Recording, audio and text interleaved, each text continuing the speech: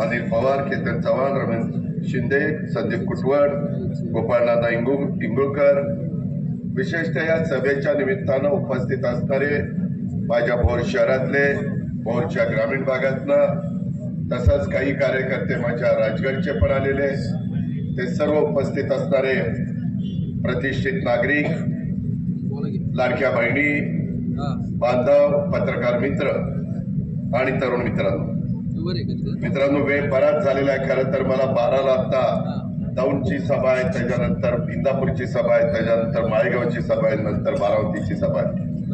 मी सांगितलेलं होतं की कुठेही गेलो तर पहिल्यांदा एकाने बोलायचं आणि नंतर मला माईक द्यायचा.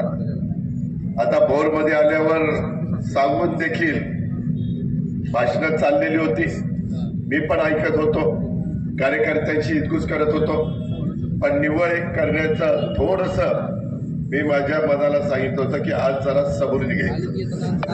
त्याचं कारण असं आहे की भोरकरांनी स्वर्गीय काशीनाथराव कुटवड साहेबांच्या निवडणुकीच्या निमित्तानं आम्हाला यश मिळवून दिलं.